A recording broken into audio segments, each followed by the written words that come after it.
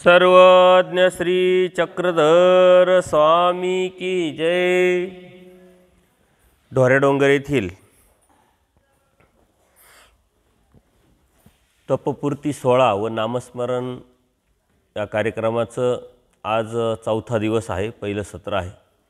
आपण गेली 3 दिवसापासून पूर्वी या प्रकरणावरती मोकळं विवेचन चिंतन करत आहोत। स्वामी श्री चक्रधरांची आणि पूजनीय माईम भटांची प्रथम भेट डोमेग्राम येथे झालेली आहे आणि ह्या डोमेग्रामला पहिल्या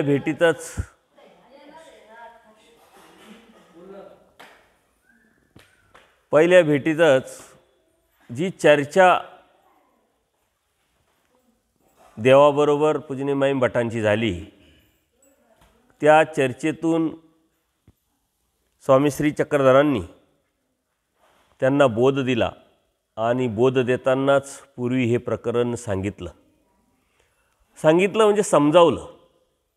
जीवाला भ्रम झालेले असतात आणि त्या भ्रमातून काढणं हे ब्रह्मविद्याशास्त्राचं आणि परमेश्वराचं मेन मिशन आहे। कारण प्रत्येक जीव भ्रमात आहे।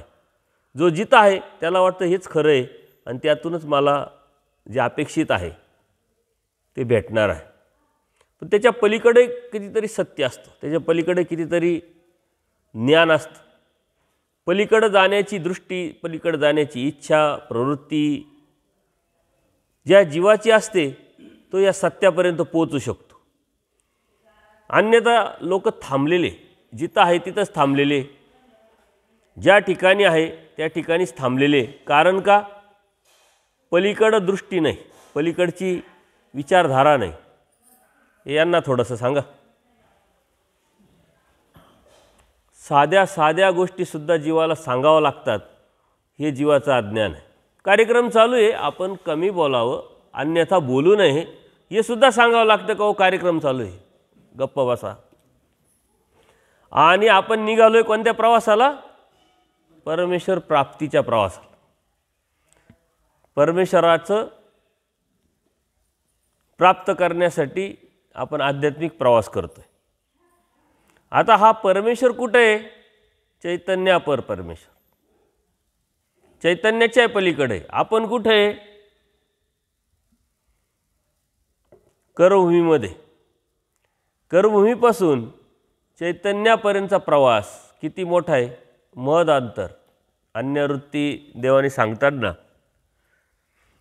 जो प्रकरणवश आहे त्या प्रकरणवशातच दायंबाला देवाने सांगितलं की कर्मभूमीच्या देवता आणि अंतराळीच्या देवता किती अंतर? म्हणजे महद अंतर। ही महद अंतर करत करत चैतन्य परमेश्वरांनी आपल्याला सांगितला आणि त्या प्रवासाला जात असताना अत्यंत सूक्ष्म पद्धतीनं आपल्याला धर्म समजून घ्यावा लागणार आहे। आपल्यामध्ये जे असायला पाहिजे ते जर नसेल ना, आपण खूप काही केलं तर त्या करण्याला काही अर्थ नाही। म्हणून आपल्यामध्ये काय असायला पाहिजे? परमेश्वर प्राप्तीची आस। आणि ही आस असल्यानंतर, निर्माण झाल्यानंतर त्याला जे जे लागणारं साहित्य आहे, जे जे लागणारे वस्तू आहे, जे जे लागणारी शिदोरी आहे, ती मिळवण्याची वासना आपली असली पाहिजे। आणि ह्या बाबतीत मात्र जीव कुठं दिसत नाही, गांभीर्य नाही, कोणत्या गोष्टीचं गांभीर्य नाही, कशाचंही गांभीर्य नाही। फक्त जगतोय आपण। का जगतोय? मरण येत नाही म्हणून जगतोय। धार्मिकता करतोय, का करतोय? काहीतरी करायचं असतं म्हणून करतोय। जीवनामध्ये आलोय, लोक करतात, आपणही करायला पाहिजे म्हणून करतोय। परंतु जोपर्यंत ध्येय आणि उद्देश आपला स्पष्ट दिसत नाही, होत नाही, ठरत नाही, तोपर्यंत तिथपर्यंत आपण पोचू पण शकत नाही। पूजनीय माईम भट 18 पुराण, वेद, उपनिषद, भास्करशास्त्र आणि कितीतरी साहित्याचा, वाङ्मयाचा आणि शास्त्राचा अभ्यास केलेले माईम भट होते। परंतु परमेश्वर कशाने प्राप्त होतात, परमेश्वर कोण, हा भ्रम होता। त्यांच्यामध्ये खूप गांभीर्यता होती आणि त्यांनी खूप अभ्यास केला होता। सारं आयुष्य त्यांनी शास्त्राला दिलं होतं। अर्जुनदेव सगळे सामुग्रीवंत, असं कोणती सामुग्रीच नव्हती.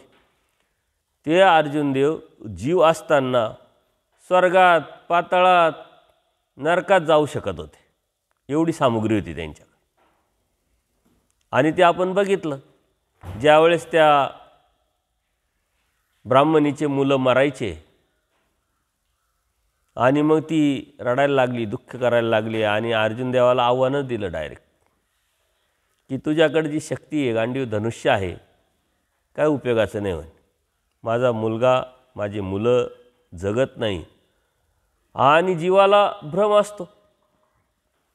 म्हटले आज रात्रीतून आज दिवसभरात घेऊन येतो, नाही आले तर मी अग्निकाष्ठच घेईल. म्हटले गॅरंटी का बरं होती अशी? डायरेक्ट अग्निकाष्ठाचीच तयारी करायची आणि अग्निकाष्ठाचीच भाषा अर्जुन करायची. त्यानं असून असून कुठं राहणार आहे? नरकात राहील, स्वर्गात राहील, पाताळात राहील. आपण तर जाऊ शकतो, कुठेही जाऊ शकतो. म्हणजे अशी सामुग्रीवंत म्हणजे काय? कोणती सामुग्री होती? देवतेच्या धामाला जाऊ शकत होते. म्हणजे देवतेला प्राप्त करण्याचा विषयच येत नाही, तिथं जाऊन येत होते ते. पण तरीही परमेश्वर काय, मुक्ती काय, हे मात्र माहीत नव्हतं. जीव भ्रमात असतो. आता त्यांच्या विचाराच्या अनुषंगाने, त्यांच्या तुलनेच्या बाजूने आपण जर विचार केला, आपण कुठं बसतो? आपल्याला शांतसुद्धा बसता येत नाही.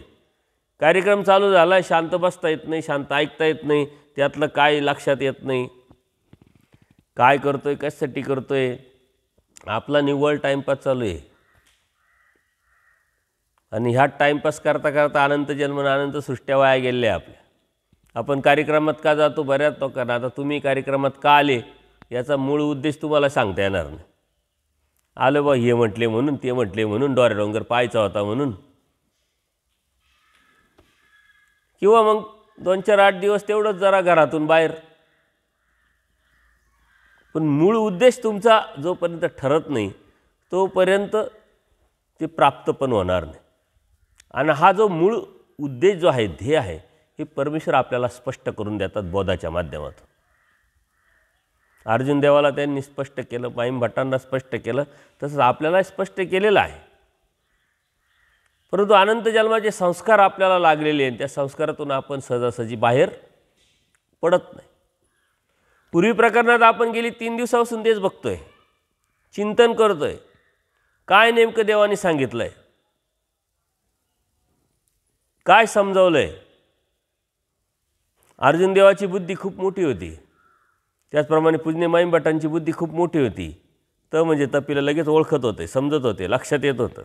एक शब्द सांगायचे, माईम भट्ट समजून जायचे, पुढं विचारायची गरज नाही, हे नेमकं काय हे विचारायची गरज नाही. आणि तोच अभ्यास आपण करतो आणि त्या अभ्यासातून आपल्याला देव मिळवायचा आहे. आता आपल्याला बुद्धीची गांभीर्यता, बुद्धीची तल्लकता, व्यावहारिक कुशलता किती वाढवावं लागेल, आणि त्या बाबतीत आपलं मात्र पूर्ण दुर्लक्ष. बुद्धी वाढवण्यासाठी आजपर्यंत तुम्ही काय केलं आहे सहजच सांगा बरं. बुद्धीचा काही व्यायाम केला का? आपण नाही. शारीरिक व्यायाम करतो, डिग्री घेण्यासाठी शाळेत जातो, मुलांना शाळेत घालतो, डिग्री एखादी विशिष्ट मिळाली, नोकरीला लागतो, पैसे मिळतो, संसार करतो. संसार करता करता परत मुलं बाळं, त्यांची जबाबदारी, आणि त्यांचं पुरं करता करता वार्धक्य येतं. जन्माला आला, शिकला, संसार केला, जबाबदारी पार पडता पडता मरून गेला. याच्या व्यतिरिक्त आहे काय रुटीन? ज्याला ही इच्छा होईल की काय पुढे काय, हे जसं माझं चाललं आहे तसं साऱ्या जगाचं चाललं आहे, यात वेगळं काय आहे का नाही? पुढं अदृष्ट पलीकडचं काय असू शकतं याची जाणीव जोपर्यंत जीवाला होत नाही ना, तोपर्यंत तो सत्याची कास धरत नाही. आपल्याला मानवांमध्ये तर खूपच भ्रम आहे. उपदेशालाय भ्रम, वासनिकालाय भ्रम, साधू संतांनाय भ्रम, सारे भ्रमातच अडकलेले. उपदेशाला वाटतं आत्तापर्यंत आपण देवता भक्ती करत होतो, आता आपण देवता भक्ती सोडली, परमेश्वर भक्ती करायला लागले, देव भेटला, आता प्राप्ती झाली, विषय मिटला, आपण आता काही कुठं नरकात जात नाही, कटत नाही. वासनिकाला वाटतं आपण याच्यापेक्षा बरं आहे, आपल्याला 4 गोष्टी कळायला लागल्या, सूत्रपाठ कळायला लागले, 4 लीळा कळायला लागल्या, कुठंतरी कार्यक्रम करायला लागलो, 4 स्थानं झाले आपले, 4 ठिकाणी क्रिया झाल्या. बस देव अजून काय भेटणार? देव तर भेटलाच. भिक्षुकांना वाटतं आम्ही काय त्याग केला, कपडे घातले, घरदार सोडलं आहे, कधीतरी जातो आहे, काहीतरी येतो आहे, काहीतरी जातो. आता आपल्याला या व्यतिरिक्त काय करायचं आहे? परंतु देवाने व्यतिरिक्त देव मिळवायचा असेल तर व्यतिरिक्त करायला लावलेलं आहे. आणि हे पुरी प्रकरणात देवाने सांगितलेलं आहे. भ्रमातून निघणं हे अत्यंत गरजेचं आहे. आपण भ्रमात आहे, त्याच्यामुळं आपल्याकडं गांभीर्य नाही आणि कुशळता नाही. गांभीर्य आणि कुशळता ज्या व्यक्तीमध्ये नाही तो परमेश्वराला प्राप्तच करू शकत नाही. महादाई संकट ती कुशळता होती. देवाच्या सन्निधानात आलेले, आता देव आवडायला लागलेले, बोध झाला आहे, जायची इच्छा नाही आहे. परंतु पूर्वकर्माचे जे गुरु आहे दादोस, त्यांनी त्यांची आई महादाईसाला आणायला पाठवले आणि ते आणायला आलेले आहे देवाकडं. जायची तर इच्छा नाही, आता करावं काय? नाकारू शकत नाही. देव म्हणताय बाई आले, ते बोलवलं आहे तुम्हाला महात्म्यांनी, जा तुम्ही, करावं काय? दिवसभर तोच विचार आहे, देवाला सोडायचं नाही आहे, देवाला मिळवायचं आहे, देवाचं सन्निधानातून बाहेर पडायचं नाही आहे, करायचं काय आपण? विचार, सतत विचार. आणि मग आयडिया सुचली. ती आयडिया बी आता खोटी करायची, पण ती खऱ्यासारखी वाटली पाहिजे ना. खोटं करायचं पण खऱ्यासारखं वाटलं पाहिजे. आपण खरंसुद्धा खोट्यासारखं करून टाकतो.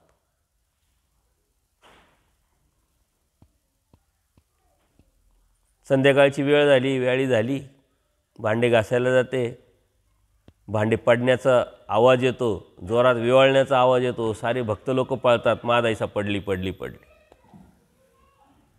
आता तेव्हासारखं असं होतं आहे का पडली लगेच उठवा आणि लगेच दवाखान्यात नाही, आणि काय करायचं करा. दुखायला लागले म्हणे, उठताच येत नाही, कसं तरी उठवलं.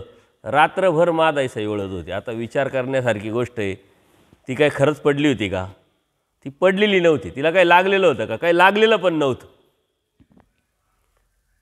लागलेलं नव्हतं, परंतु लागल्यासारखं करायचंय आणि रात्रभर इवळायचंय.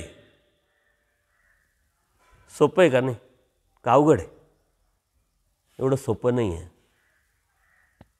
ॲक्टिंग करायची आहे.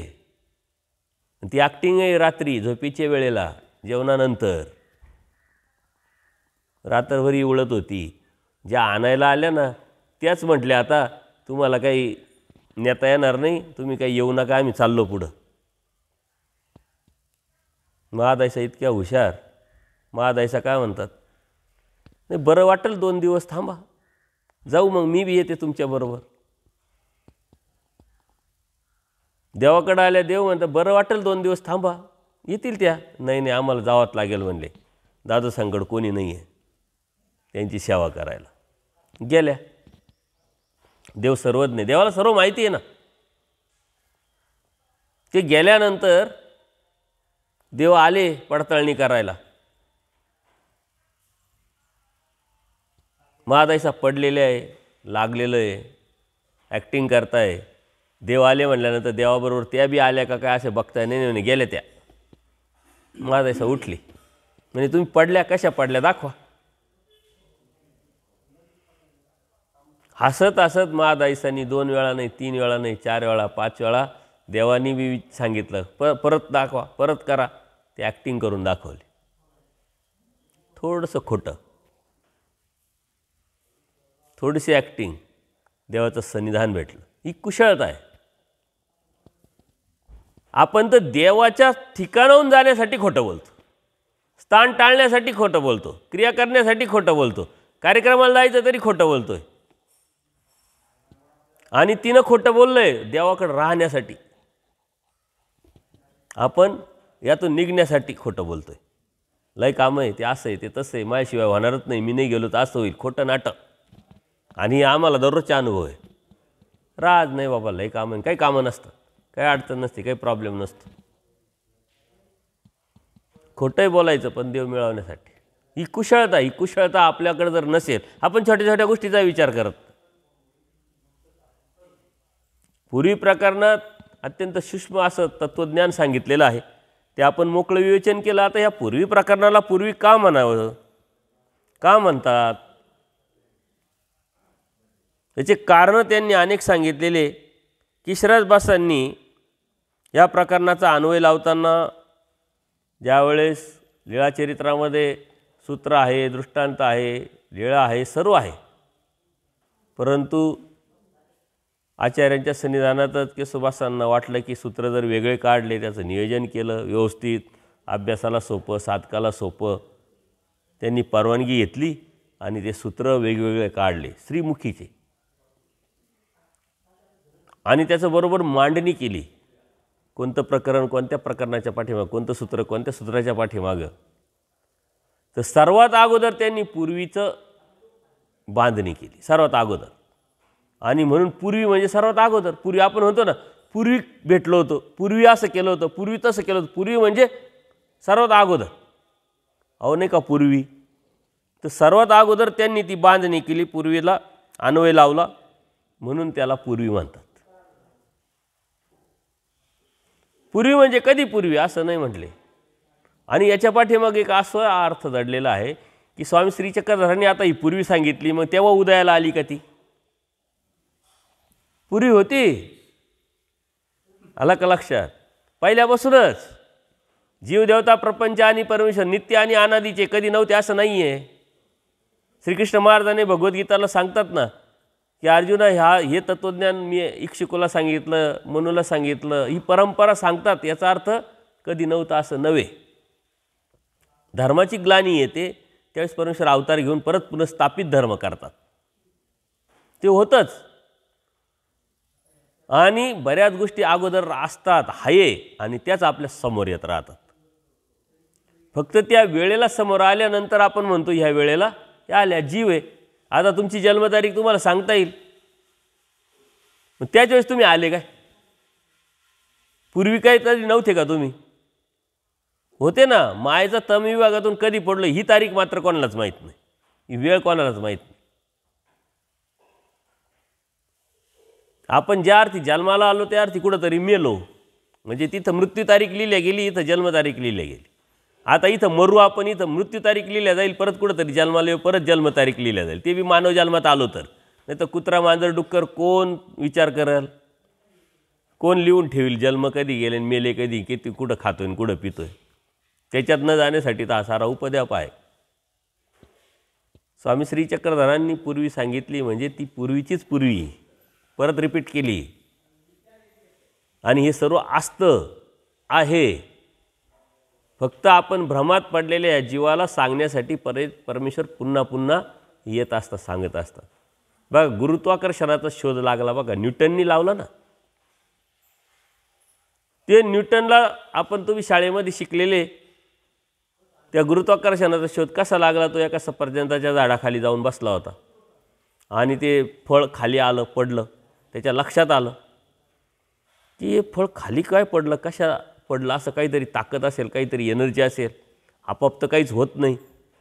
कोणतीही कार्याला आलेली गोष्ट त्याला पाठीमाग काहीतरी कारण असतं. कारणाशिवाय कोणतीच गोष्ट कार्याला येत नाही. तुम्ही इथं सुद्धा आले तर कारण आहे. प्रत्येक गोष्ट अशी कोणतीच जगात गोष्ट नाही आहे की ती कार्याला आली पण तिला कारणच नाही. फक्त त्या कारणापर्यंत आपण पोहोचू शकत नाही.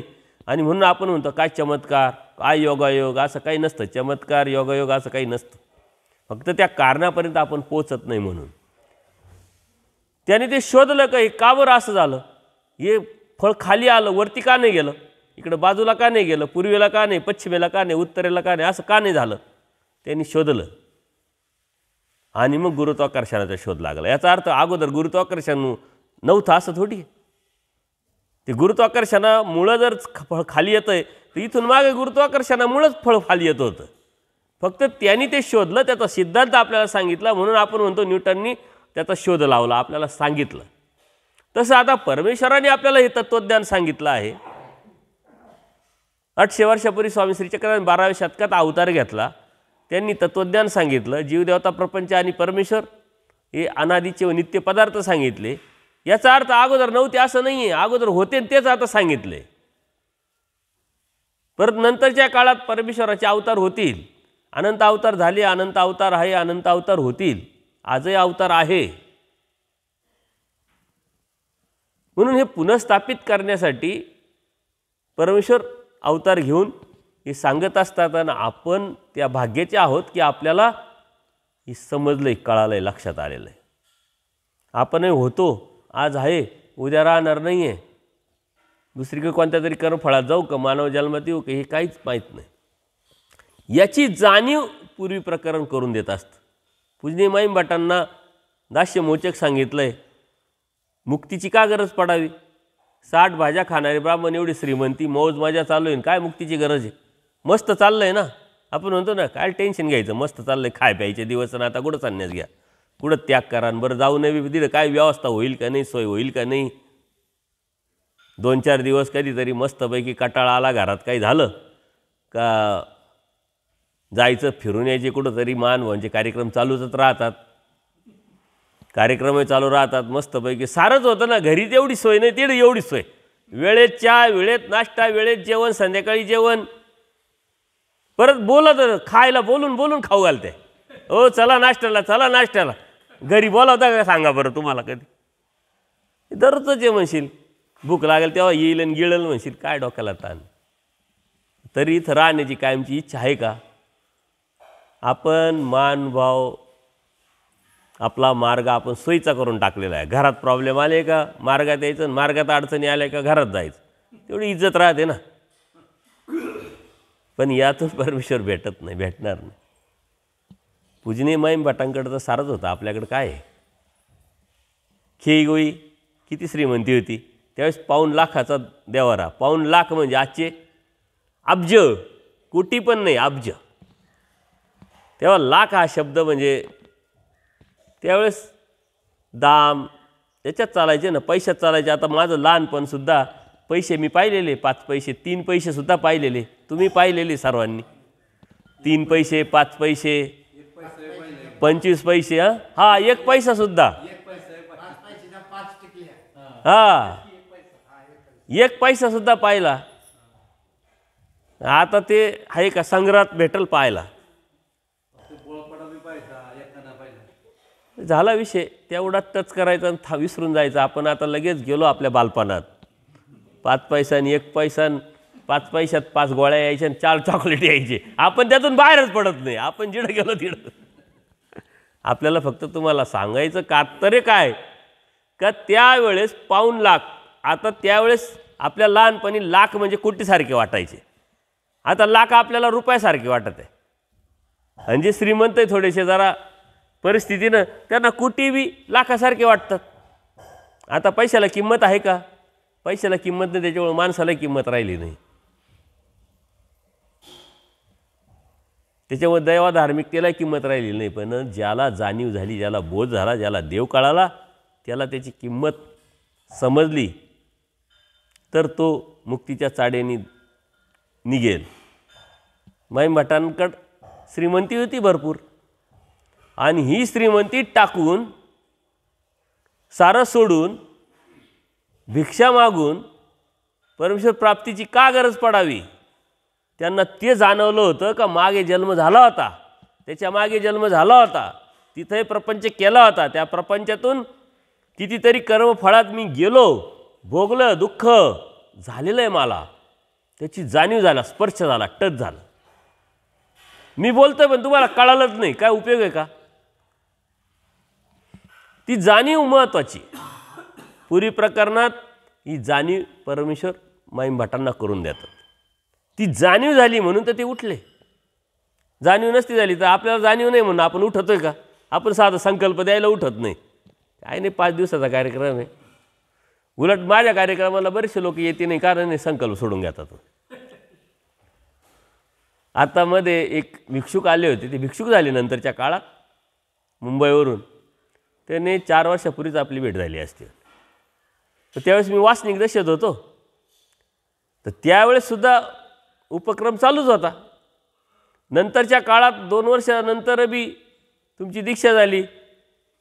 मागच्या नवरात्रात निघालो, येऊच दिलं नाही घरच्यांनी. म्हणे घरच्यांना कोणत्या तरी भिक्षुकाने सांगितलं तिकडे पाठवू नका, दरीला गेल्यानंतर परत येत्या का नाही काय माहिती, संकल्प सोडून घ्या.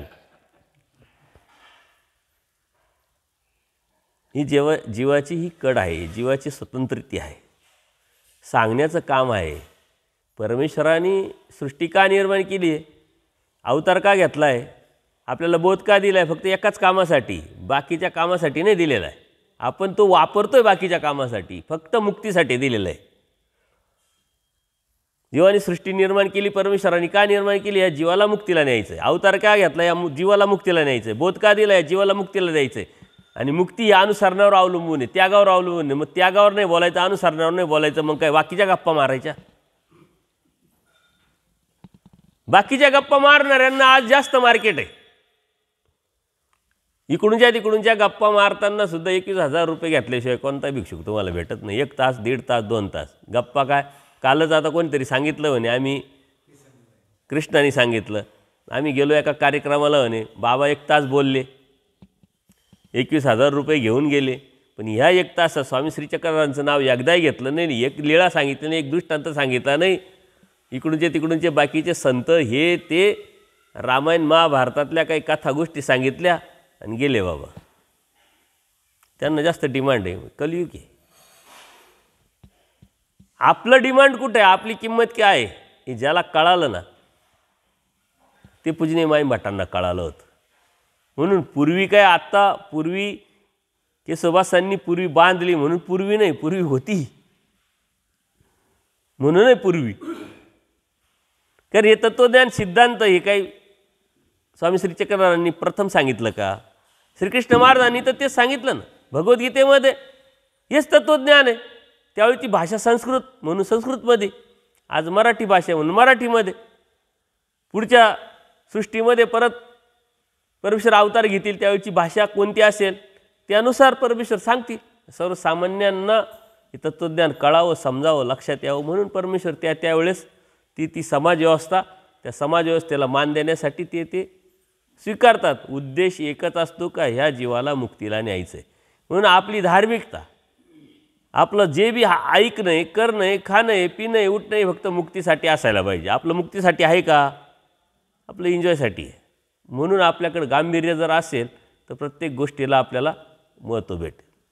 म्हणून पूर्वी का म्हणावं, तर आता अन्वयकारांनी आपल्याला सांगितलं का अन्वय अगोदर लावला म्हणून. आता परत सकळ शास्त्राचं जे पूर्व म्हणजे बीज या पूर्वीमध्ये आहे. बीज आहे.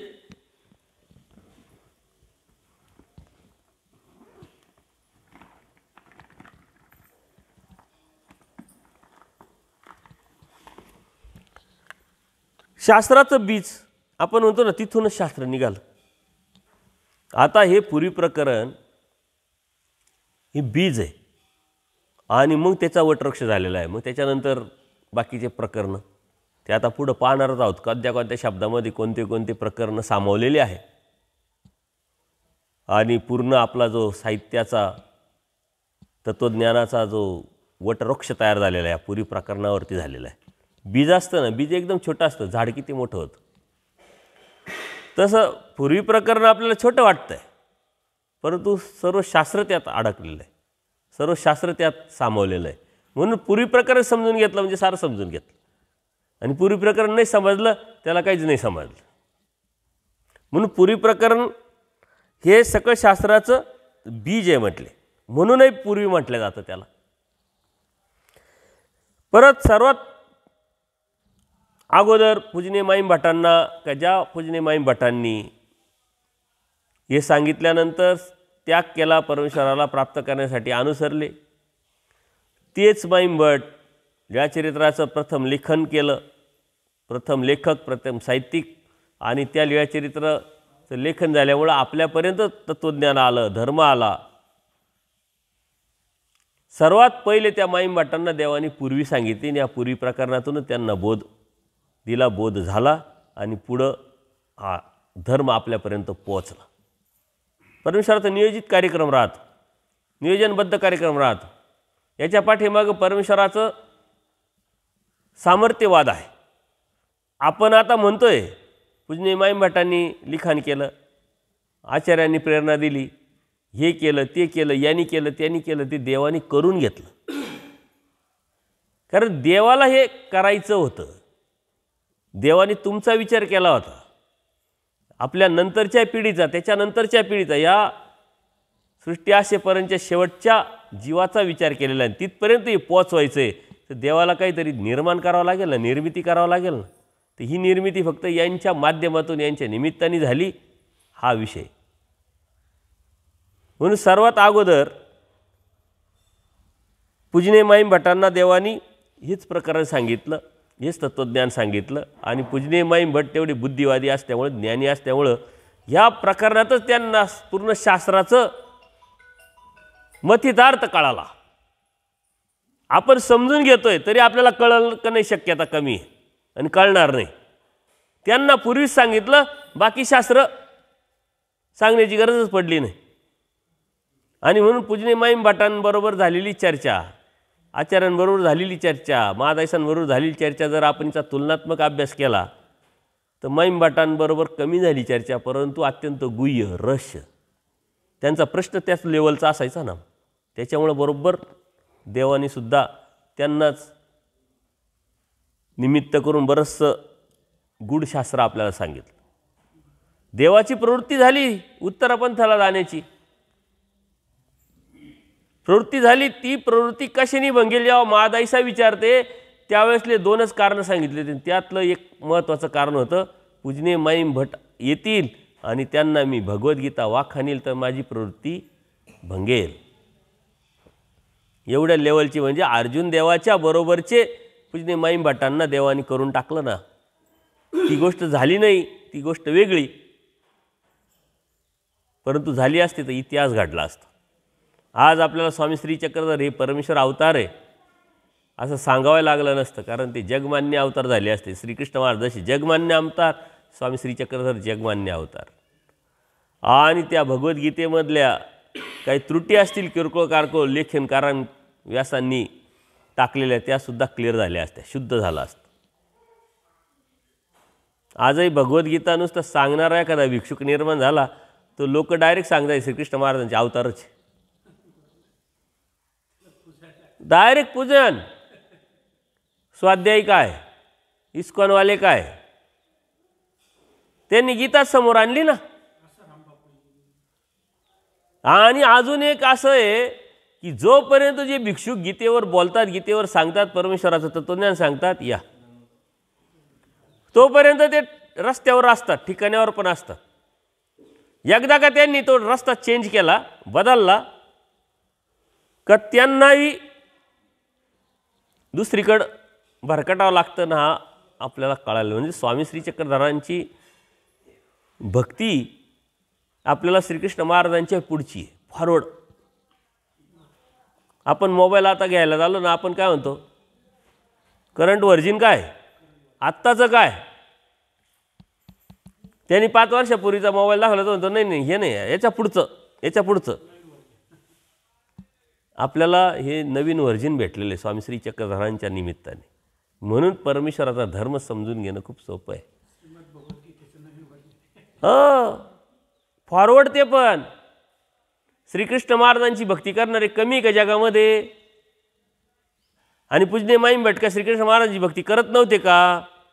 करत होते. म्हणून श्रीकृष्ण महाराजांना सांगितले का श्रीकृष्ण महाराजांना त्यांची अपार निष्ठा होती. जगमान्य अवतार आहे त्याच्यामुळे त्यांची भावना तिथं होती. म्हणून श्रीकृष्ण महाराजांना त्यांचं सांगितलं. पहिले तर श्री चक्रधर स्वामींनी स्वतःला सांगायला पाहिजे होतं, कारण स्वतः परमेश्वर समोर आहे. आणि सांगितल्यानंतर मग त्यांनी प्रश्न विचारले असते की इथून मागे काही अवतार झाले का, कोणते कोणते झाले, तर मग हे सांगायला पाहिजे होते. पण तसं न करता स्वतःपर्यंत आणायला त्यांनी सारांचा इतिहास, पुढची पाठीमागची पूर्वी सारं सांगावं लागलं ना. पूर्वी श्रीकृष्ण महाराजांचा अवतार, दत्ताप्रभूंचा, चक्रपाणी प्रभूंचा, गोविंदप्रभू भावांचा, हे सांगावं लागलं. आजही श्रीकृष्ण महाराजांची भक्ती करणारे कमी लोक आहे का, कमी संप्रदाय आहे का? प्रत्येकाला श्रीकृष्ण महाराज माझे वाटतात, स्वतःचे वाटतात, स्वतःच्या संप्रदायाचे वाटतात, गीता स्वतःची वाटते. परंतु त्यांच्यामध्ये जे कन्फ्युजन आहे ते कन्फ्युजन संभ्रमावस्था, त्यातून ते बाहेर पडू शकत नाही. परंतु आपल्यामध्ये कोणतंच संभ्रमावस्था कन्फ्युजन असलंच नाही पाहिजे. का? तर आपल्याकडं पुढचं वर्जिन आहे, परमेश्वर अवतार आहे. आणि त्या अवताराने स्वामी श्री चक्रधरांच्या निरूपित श्रीकृष्ण महाराजांचं चरित्र देवाने सांगितलं आहे. तिथं तिथं ज्या शंका होत्या, जो प्रॉब्लेम समाजामध्ये जे जे आजपर्यंत गेलेलं आहे, महादासांनी प्रश्न विचारल्यानंतर देवाने ते सांगितलेलं आहे. महादासा म्हणते की स्वामी श्री कृष्ण महाराजांना तर विष्णूचा अवतार सारं जग मानतंय.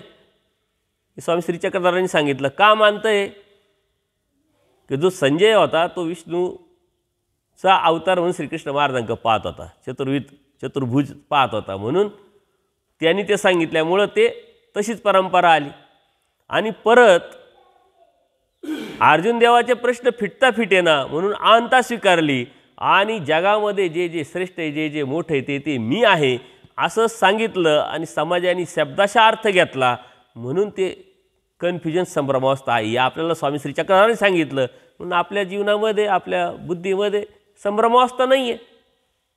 म्हणून आपण स्वामी श्री चक्रधरांना परमेश्वर का मानतोय, का म्हणतोय आणि ती का बसतोय, तर आपल्या संभ्रमावस्था निघून गेलेल्या आहे.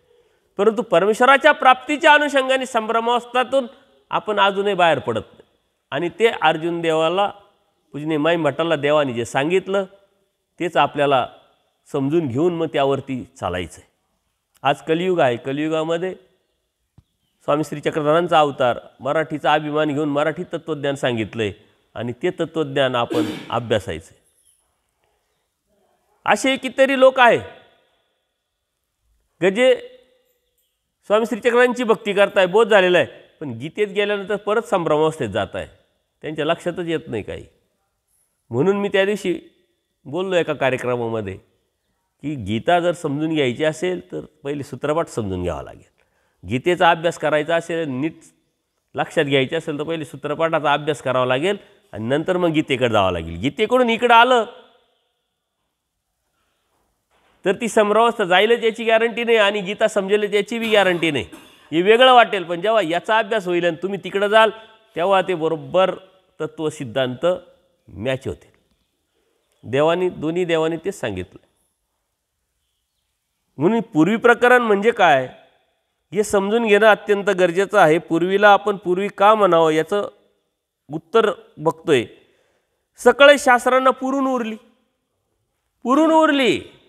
म्हणजे ह्या पूर्वी प्रकरणामध्ये सगळे शास्त्र तर आहेच आहे, परंतु हे शास्त्र समजून घेतल्यानंतर, सारं शास्त्र संपल्यानंतर तरी ती पूर्वी आहे तशीच आहे. जसं स्वामी श्री चक्रधर म्हणजे परमेश्वर अवतार, अनंत जीवाला आनंदाला नेलंय का नाही, प्राप्तीला नेलंय का नाही. मग त्या देवाकडचा आनंद कमी झाला का? याला आनंद वाटला, त्याला आनंद वाटला, त्याला आनंद वाटला, कमी झाला का? नाही. सगळे जीवाला, अनंत जीवाला आनंद देऊ नये, जो आनंद देवाजवळ आहे तो तसला तसाच आहे, किंचितही कमी झाला नाही, तुसभरही कमी झाला नाही. तशी पूर्वी आहे. या पूर्वी प्रकरणात सारं शास्त्र सामावलेलं आहे, सामावणे परत जे आहे तसंच आहे. म्हणून साऱ्या शास्त्राला पुरून उरणं म्हणजे काय म्हणतो आपण, 50 लोकांचा स्वयंपाक केला आणि 50 लोक जेवले, 50 लोकांचा स्वयंपाक केला आणि 50 लोक जेवले, उरायला नाही पाहिजे. पण आपण काय म्हणतो, 50 लोक जेवले तरी अजून 10 लोकांचं उरलंय, म्हणजे थांबलंय, जास्त झालं, एक्स्ट्रा झालंय. तसं ही पूर्वी इतकं मोठी आहे का सारं शास्त्र त्याच्यात गेलंय तरी त्याच्यापेक्षा ती मोठी दिसते. म्हणजे सांगण्याचं तात्पर्य काय पक्षकारांचं, की आपल्या समजण्याच्या पलीकडे, आपल्या बुद्धीच्या पलीकडे, आपल्या कल्पनेच्या पलीकडे. म्हणून हजारेवाले राजांनी 6 महिने पूर्वी प्रकरणावरती पोथी चालवली. त्याच्यानंतर मग झाले का कोणी? फक्त पूर्वी प्रकरणावरती महिनाभर तर पोथी घ्या म्हणा, 20 दिवस घ्या, 10 दिवस घ्या. पूर्वी प्रकरण जेव्हा लक्षणस्थळ लागले जातं, पूर्वी प्रकरण एका किंवा जास्तीत जास्त 2 सत्रामध्ये संपवले जातं. मी गेलेलो आहे बऱ्याच ठिकाणी, 2 सत्रातच. पहिल्या दिवशी प्रकरणवश पूजनीय माई भट्टांचा पूर्ण वृत्तांत, पूर्वी प्रकरण, शब्दाचा अर्थ, आणि हे आज आपण घेतोय ते 6 महिने काय सांगितलं असेल, आलं साहित्यामध्ये यायला पाहिजे होतं परंतु नाही आलं. कितीतरी वेगळं सांगितलं असेल ना. आणि बरं तेच सांगितलं तर तुम्ही कंटाळून जाल, ऐकल कोण?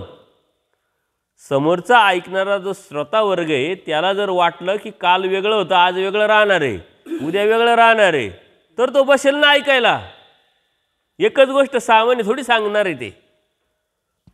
काल साबुदाणा खिचडी केली असती तर आज खायची मजा वाटली असती काय? आता उद्या कराल काय? चेंज. खाण्याचा पदार्थ आपल्याला दररोज चेंज लागतो, तसं ऐकण्याला बी दररोज चेंज पाहिजे ना, कळण्याला बी समजण्याला चेंज पाहिजे. तर 6 महिने काय सांगितलं असेल म्हणून 6 महिने सांगू नये, पूर्वीचं आहे तशीच आहे. त्याच्यामुळे पूर्वीचा अभ्यास जर केला तुम्ही तर साराच अभ्यास केल्यासारखं आहे. मूळ सृष्टीचा निर्वच म्हणजे पूर्वी. आता मूळ सृष्टीत गेले डायरेक्ट. किती मूळ सृष्ट्या झाल्या? किती झाल्या? बाकीचे का गप्प आहे? 3 मूळ सृष्ट्या झाल्या. आता मूळ सृष्टी परमेश्वराला स्वतःजवळचा आनंद देण्याची प्रवृत्ती निर्माण होते आणि तो आनंद देण्यासाठी परमेश्वर शोधणी करतात. परमेश्वर शोधक आहे, वेदक आहे, बोधक आहे, द्रावक आहे. आणि शोधणी करताना देवतेकडे बघितल्यानंतर देवता नित्यबद्ध आहे, त्या परमेश्वराच्या आनंदाला प्राप्त करू शकत नाही. त्यांच्याकडे ती योग्यताच नाही, ती क्वालिटीच नाही आहे. प्रपंचाकडे बघितलं, प्रपंच जड आहे. आणि मग जीवाकडे बघितल्यानंतर जीव निरानंद आहे, अनादि अविद्युक्त आहे, अनंत दोष आहे.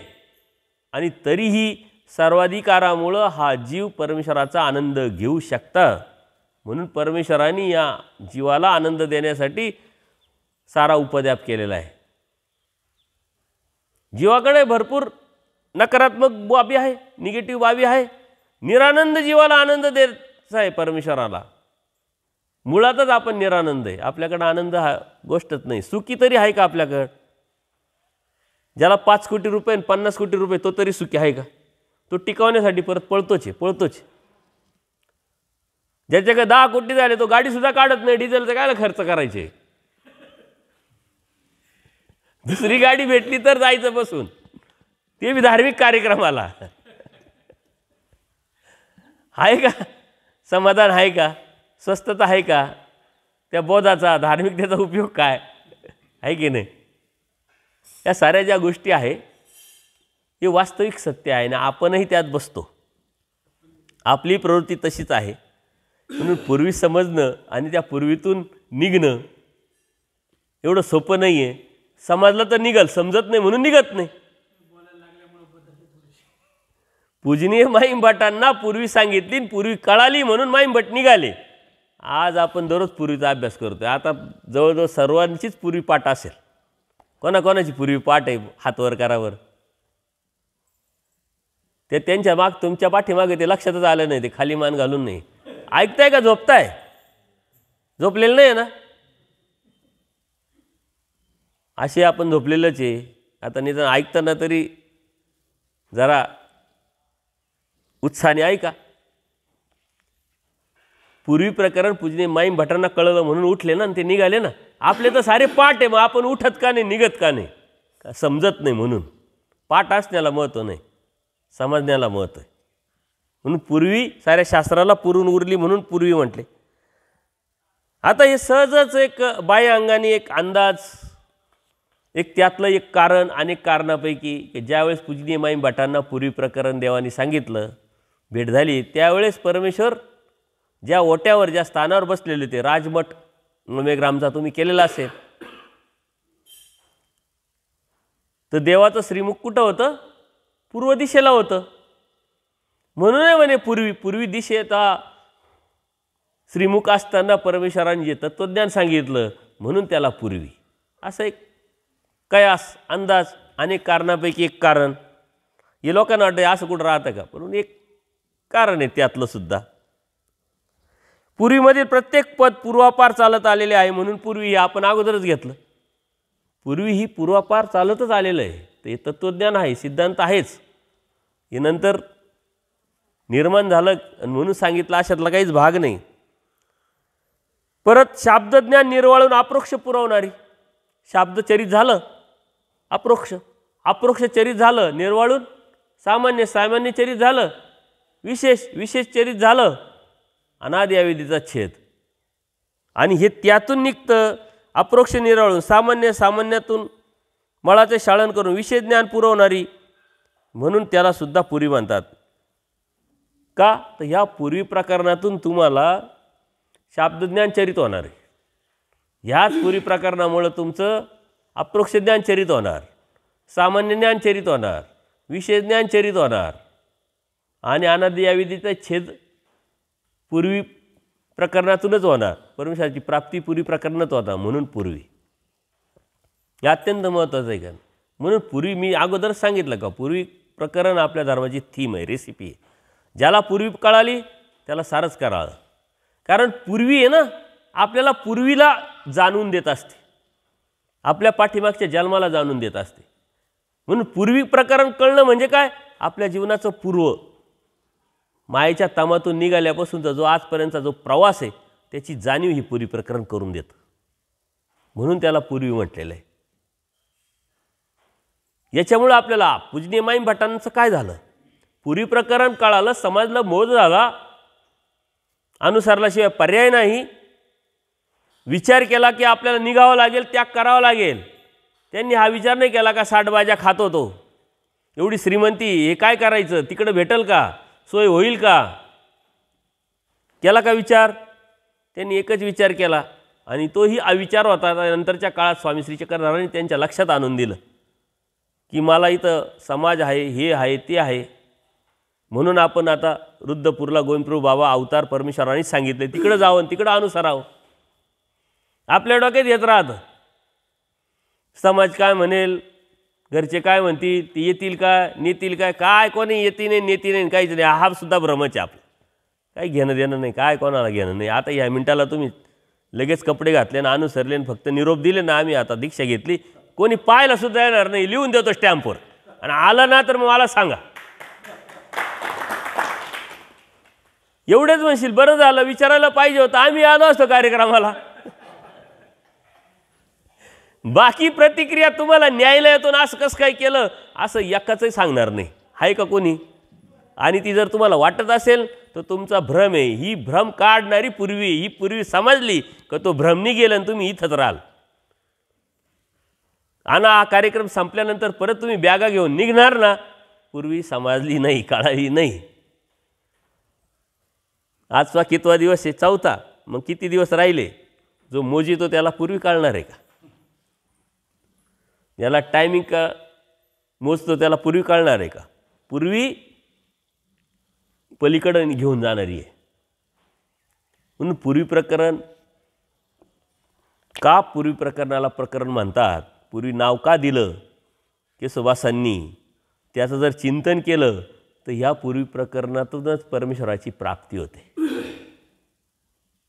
सर्व काही पुरवणारी, सर्व काही मागणी तसा पुरवठा करणारी, जे जे आहे ते सर्व. आणि आता ह्या पूर्वी प्रकरणात एवढं काय आहे, आपण तर शब्दाचा अर्थ बघितला, पाहिला, समजलं, कळालं, लक्षात आलं. परंतु सर्व शास्त्राचं बीज कसं, सर्व शास्त्र त्याच्यात कसं सामावलेलं आहे हे जर आपण बघितलं तर मग आपल्या लक्षात येईल.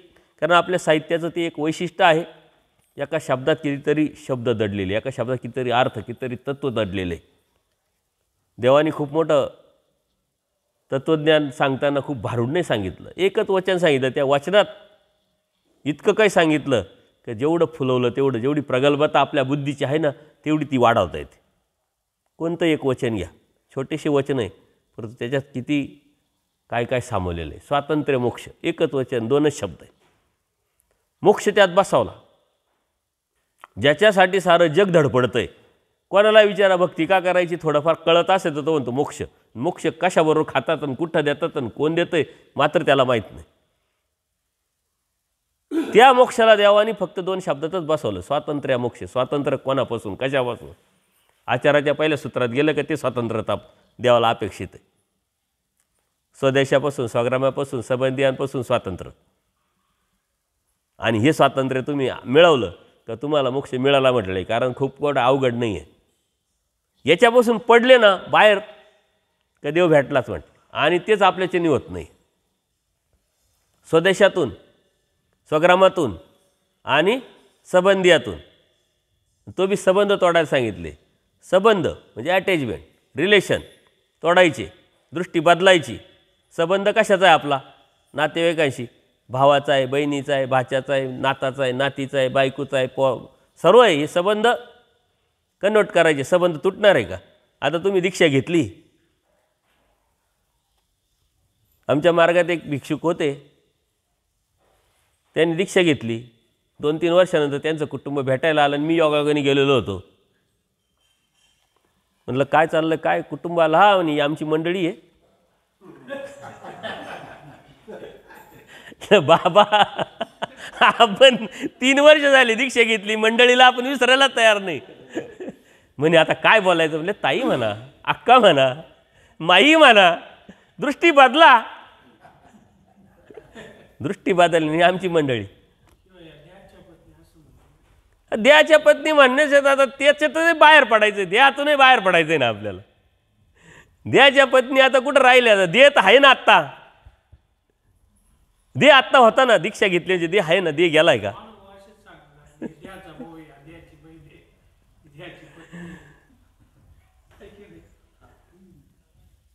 आत्म्याचं रिलेशन कळालं का मग देहापर्यंत जातं, आणि देहातून पाडलं बाहेर तर मग आत्म्यापर्यंत माणूस जातं. आपण हे देह आणि आत्मा याच्यामध्येच अडकलेलं आहे. देहाला विसरत नाही ना आपण. जितेनी मृताच्या धर्मी वर्तावे देवाने सांगितलं. एका तत्वातच खूप काही सांगितलं.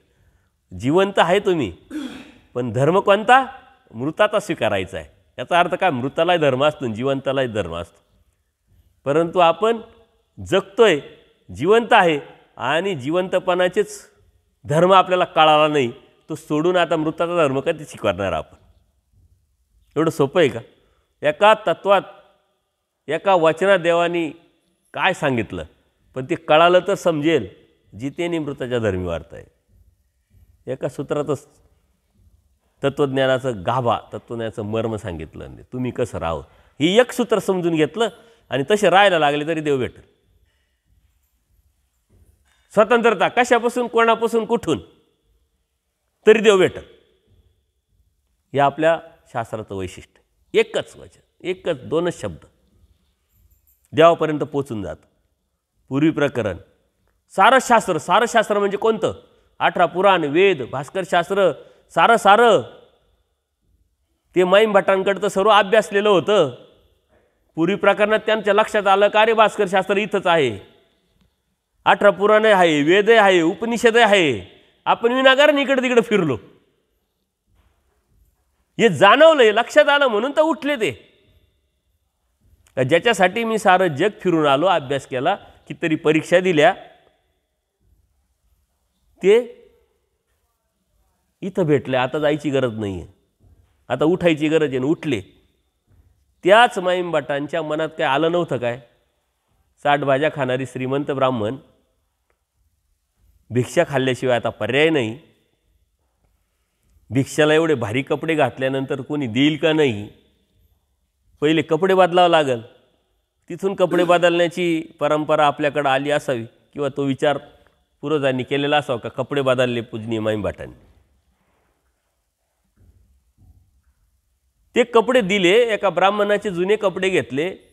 त्याला घामाचा वास आहे. भिक्षा तर भेटली, परंतु वास लागला. कुठं जेवण करणार? 1 दिवस गेला, 2 दिवस गेला. त्यावेळेस 2 दिवसात काही डोक्यात विचारच आले नसतील काय? आले विचार. देव भेटलाय, देव कळालाय, बघू नंतर ह्या सृष्टीत नाही तर पुढच्या सृष्टीत करता येईल.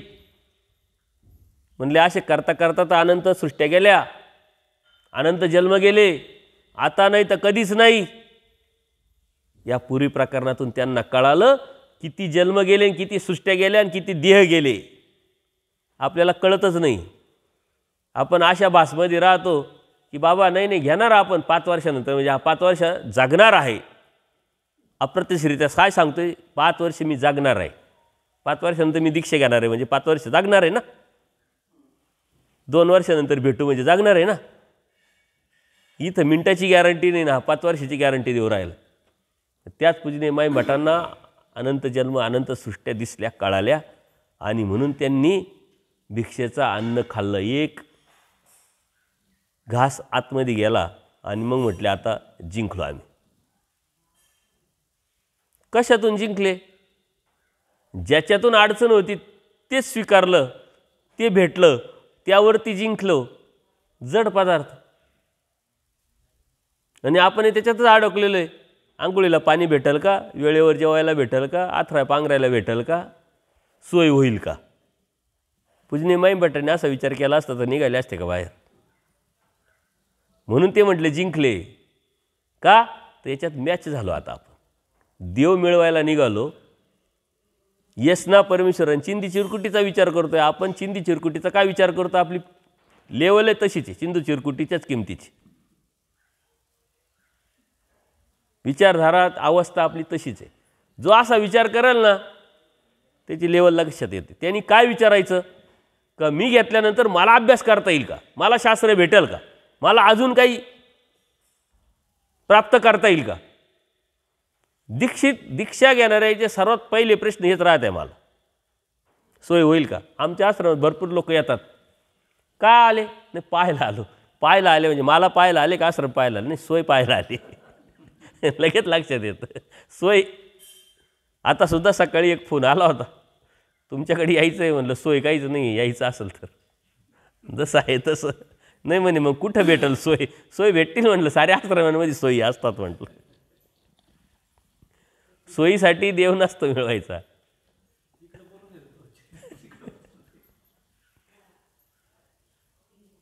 आपण देव कळाला, देव मिळवायचा आहे हे समजलं का मग या साऱ्या गोष्टी छोट्या होऊन जातात आपल्यासाठी. त्याचा विचारही करत नाही.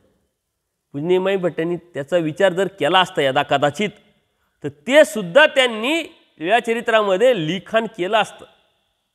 कारण माई भट्टी असे सद्भक्त आहे, असे भक्त आहे परमेश्वराचे, त्यांच्या हिमतीला दाद द्यावा लागेल. त्यांनी जे जे आहे खरं खरं ते सारं लिहिलेलं आहे, स्वतःविषयी काही लपवलं नाही. त्यांच्या डोक्यात जर हा विचार आला असताना ते आता निघायचं आहे, तिथं जेवायला भेटेल का, अंगथरायला पांघरायला, आणि काय विचारच केलेला नाही. म्हणून याच्यात आलेलं पण नाही, शास्त्रात आलेलं नाही.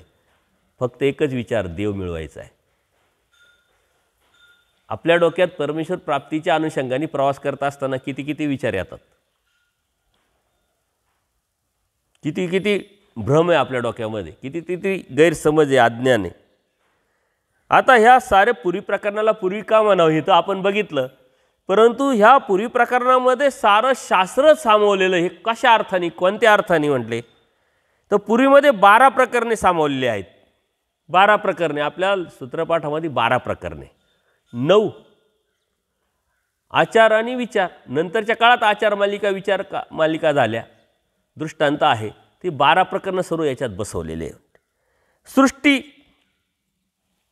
सृष्टी या शब्दावरती आपण विवेचन केलं. सृष्टी म्हणजे काय, जग, वर्ल्ड. या सृष्टीमध्ये काय येतं म्हटले, संहार आणि संसरण.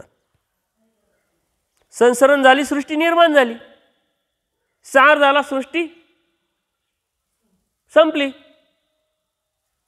या सृष्टी आहे, संसरण झालं म्हणून सृष्टी होती, संहार झाला म्हणून सृष्टी होती सांगता येतं. म्हणून संहार आणि संसरण हे दोन्ही प्रकरणं या सृष्टी या शब्दातच सामावलेले. बघा, सृष्टीची निर्मिती आणि सृष्टीचा संहार या 2 शब्दामध्ये बसतं. म्हणजे आपल्या साहित्याचं वैशिष्ट्य किती मोठं आहे. ते कळण्याच्या पलीकडे आहे, प्रगल्भतेच्या पलीकडे, विचाराच्या पलीकडे आहे. असं कसं काय होऊ शकतं. परंतु सृष्टी या शब्दाचा अर्थ समजून घेतल्यानंतर आपल्या ते लक्षात येईल, सृष्टी असणं म्हणजे संसरण असणं, सृष्टी नसणं म्हणजे संहार असणं. म्हणून ते दोन्ही प्रकरणं यात सामावलेलं आहे.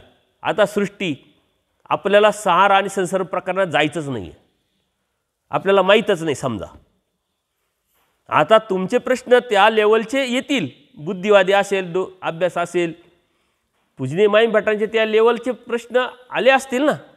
म्हणून देवाने ते सांगितलं. 9 प्रकार बरेचसे त्या पहिल्या भेटीवर देवाने सांगितलं. उदाहरणार्थ 15 वचनापर्यंत देवाने तत्वज्ञान सांगितलं, सांगावं लागलं. पहिले पुरी प्रकरण सांगितलं, सृष्टी म्हणजे काय, मग लगेच संसरण सांगावं लागलं देवाला. सृष्टी नसते तेव्हाचं काय, सार सांगावं लागला. सृष्टी कशी होते सांगावं लागलं. सृष्टीचा सार कसा होतो सांगावं लागलं देवाला. म्हणून ते प्रकरण आले. आपण जर आता या प्रकरणात न जाता या सृष्टी या शब्दातून सुद्धा सार आणि संसार समजून घेऊ शकता. काय जायचं नाही आहे. तुम्ही विचारायचं आणि मी उत्तर द्यायचे, तरी आपल्याला सृष्टीचा संसार आणि सार कळू शकतो. पूजनीय माईम भट्टांना ते म्हणून तेच साहित्य पुढच्या पिढीला आलं केशवदासांनी, म्हणून ते बसवलं अन्वयकारांनी, पक्षकारांनी. ते किती बुद्धिवादी होते. ते कोणत्या कॉलेजला गेले होते, डिग्र्या होत्या काय? आपल्याकडे तर सारे इंजिनिअरिंग, डॉक्टर्स, व्यावसायिक मोठे मोठे लोक आहे, कळत काहीच नाही. ते फक्त धर्म काय बाबा, पैसा मिळेल, सांसारिक सुख प्राप्त होतील, भौतिक जग प्राप्त करायचं, मग जायचं स्थानाला, मग द्यायची क्रिया, मग व्हायचे विडे, बांधायचे नारळ, करायचे नवस, हे त्यासाठी चालू असतं. त्या डिग्रीचा काय उपयोग आहे? डिग्री फक्त पैसे मिळवण्यासाठी असते. त्यावेळी डिग्री कोणाकडेच नव्हती, परंतु अशा डिग्र्या होत्या की या साऱ्या डिग्र्या त्याच्यात सामावलेल्या. जीवनाचा अर्थ कळणारं ज्ञान असायला पाहिजे. जीवनाचं मर्म, जीवनाची किंमत कळणारं ज्ञान असलं पाहिजे. यातून जीवनाची किंमत होते. एखाद्याने एखादी डिग्री घेतली, त्याची किंमत होते का नाही ते सांगतात. तुला एवढा पगार देऊ, म्हणजे त्याची किंमत 50,000, तो बी महिन्याला, म्हणजे 30 दिवसाला किती, तासाला किती, पहा त्याची किंमत किती डाऊन झाली. इथं अनमोल किंमत आहे जीवनाची, त्याला किंमतच होत नाही, हे सांगणारं तत्त्वज्ञान आहे. म्हणून तिथं पक्षकार होऊन गेले, आपले पूर्वज होऊन गेले. ते काय कोणत्या कॉलेजला गेले नव्हते, परंतु बुद्धीची लेवल किती होती विचार करण्यासारखी. आज कितीही शिकले तरी ती लेवल पकडणं शक्य होत नाही. त्याला 15-15, 20-20 वर्ष शास्त्राला द्यावं लागतं, तेव्हा थोडंफार कळेल, समजेल. बरं, ते कळाल्यानंतर परत त्यावर चालण्याची हिंमत, चालण्याची प्रवृत्ती निर्माण होणं त्याच्या पलीकडचं. परत आपण तिथपर्यंत जातो, पण त्याच्या पलीकडं जात नाही. सृष्टी या शब्दात 2 आले. आता मध्ये घेतो ना आपण. मध्ये म्हणजे इथं अन्यवृत्ती. या सृष्टीमध्ये काय आहे? अंमल कोणाचा आहे? देवतेचा. ही सृष्टी कोण चालवतंय? देवता चालवत आहे. या देवताच्या, परमेश्वर अध्यक्ष आहे, चराचर सृष्टीचे अनंत ब्रह्मांडाचे नायक परमेश्वर आहे. परंतु सृष्टी चालवण्याचं काम परमेश्वर कोणाकडून करून घेतात? साऱ्या सृष्टीवरती अंमल हा देवतेचाच आहे. जसं नगरपालिका आहे किंवा राज्य आहे, लोकप्रतिनिधी निवडून जातात, परंतु काम कोण करतंय? प्रशासन आहे की नाही? प्रत्येक ठिकाणी कलेक्टर असतो, तहसीलदार असतो, तलाठी असतो, ग्रामसेवक असतो. काही निवडून गेलेले लोक काम करतात काय? 7-12 द्या, जा एखाद्या आमदाराकडं 7-12 द्या आमचा. म्हणलं मी नाही देऊ शकत. आमदार कशाला झाला तू? तुला निवडून कशाला दिला आम्ही? असं म्हणू शकतो का? हे प्रशासन चालवतं आहे ना, तसं देवता म्हणजे प्रशासन आहे, एक सिस्टम आहे. तो सिस्टमचा एक भाग आहे. म्हणून मध्ये काय येतं? अन्यवृत्ती येते. अन्यवृत्ती म्हणजे देवता येतात. आणि ह्या सृष्टीतल्या ज्या देवता आहे, आता ह्या देवता तुम्हाला काय देऊ शकतात आणि काय देऊ शकत नाही हे पुरी प्रकरणातच आपल्याला कळतं आणि समजतं. म्हणजे मध्ये काय येतं? अन्यवृत्ती येते. ह्या अन्यवृत्तीच्या माध्यमातूनच परमेश्वर आपल्याला कळतो, समजतो. चैतन्या परमेश्वर तो देव श्री चक्रधर, सकळे जीवा ते रक्षिता हो उद्धारित हो. सकळ जीवा ते नुसते मानभावांचे उद्धार करता आणि नेणारा नाही. सकळ जीवा ते रक्षिता, सकळ जीवाचं रक्षण, मानभावांचं रक्षण आणि मानभावांचं उद्धारण, असं शब्द आहे का? सकळ आले म्हणजे कोण आले? तुम्ही आले, अन्य आले, सारी दुनिया आली. आता त्यांच्या बाबतीत आपल्या मनामध्ये, आपल्या बुद्धीमध्ये, आपल्या दृष्टीमध्ये कशी समानता यायला पाहिजे की नाही? कारण सृष्टी कोणी निर्माण केली? देवाने. सारे जीव आणले कोणी? परमेश्वराने. मायाच्या तमातून अनंत जीव. आता हे अनंत जीव मग कोणी असो, ते आपले कोण झाले? आपले भावबंद झाले ना सारेच, प्रत्येकजण. आपण तसं म्हणतो का? पण आपल्या भावबंदाला आपण भावबंद म्हणत नाही, त्याचं नाम तर जमत नाही. तुम्ही सख्य भाऊ नाही, आम्ही सख्य भाऊ आहे, पण त्याचे विचार आणि माझ्या विचारात लई जमीन आसमानचा फरक आहे. मग परत पुढचा प्रश्न म्हणतो तुमची आई एकच आहे बाप एकच आहे ना, आई एकच आहे बाप एकच आहे, पण त्याच्यातून माझ्यात लय फरक आहे. अहो आता सख्या भावाला आपण स्वीकारत नाही, शेजारच्याला स्वीकारत नाही, भावबांधायला स्वीकारत नाही, त्यांच्याशी आपलं जमत नाही, या जगाला आपण कुठून स्वीकारणार आहे? ह्या जगाला स्वीकारल्यानंतर त्या परमेश्वरापर्यंत जाणार कशा आपण? ती दृष्टी तरी निर्माण व्हायला पाहिजे की नाही. आपण जातीत अडकलो, संप्रदायात अडकलो, तुझ्या माझ्यात अडकलो, कशात अडकलेलो आहे आपण. म्हणजे अन्यवृत्तीमध्ये काय, या शब्दामध्येच अन्यवृत्ती. मध्ये म्हणजे काय म्हटले? मध्ये म्हणजे मध्यभागी, मध्ये म्हणजे सिस्टम. हॉलमध्ये म्हणजे काय, आपण हॉलमध्ये आलो ना, तसं या सृष्टीमध्ये म्हणजे या साऱ्या सृष्टीचा जो व्याप आहे हा देवतेच्या माध्यमातून चालतो. म्हणजे अन्यवृत्ती त्याच्यामध्ये आलं. बघा आलं का नाही? पुढचे 2 प्रकरणं आपले पहिल्या सृष्टीमध्ये आले, इथं अन्यवृत्तीमध्ये आले. म्हणून सारं शास्त्र या पूर्वी प्रकरणात सामावलेलं आहे आणि सामावून परत जसं आहे तशीच उरलेली आहे. कवने करणे मुंची जेना, कवने करणे मुंची जेना हे तर पक्क लिहून ठेवायचं, डोक्यातच ठेवायचं. कवने करणे मुंची जेना, काही करायला लागलो का कवने करणे मुंची जेना, काही करायला लावलं कोणी कवने करणे मुंची जेना. आता करायला लावणारे खूप आहे आणि आपणही त्यांनी सांगितलं म्हणूनच करतोय, त्याच्यात डोक्यात राहायचं कवने करणे मुंची जेना. आता या कवने करणे मुंची जेनामध्ये सुद्धा 2 प्रकरणे येतात. कोणते कोणते? युग धर्म आणि विद्यामार्ग. कारण देवतेचे संख्या कोणत्या प्रकरणावरून आपल्याला कळाली? एका सृष्टीची किती देवता संख्या आहे? 81 कोटी 1,15,10,000. ते देवाने अशा स्पष्ट सांगितले का देवता एका सृष्टीमध्ये एवढे आहे? मग त्या कोणत्या प्रकारावरून कळाल्या आपल्याला? नाही. अन्यवृत्तीमध्ये आहे का कर्मविषय देवता 13 कोटी असं आहे का? फक्त अन्यवृत्तीचे कर्मविषय देवता आहे पण परमेश्वर नाही.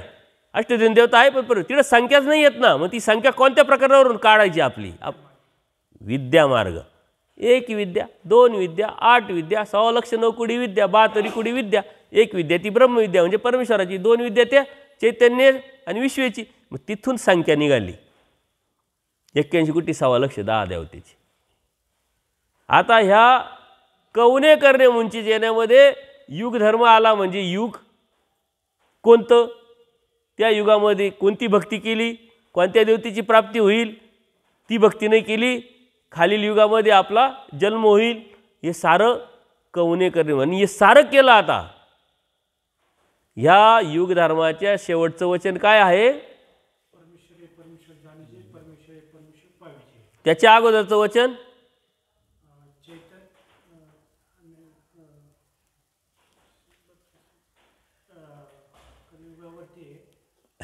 कलियुगीतच आहे. कलियुगाचं सर्व सांगितल्यानंतर ह्या 4 युगाचे धर्मानी काय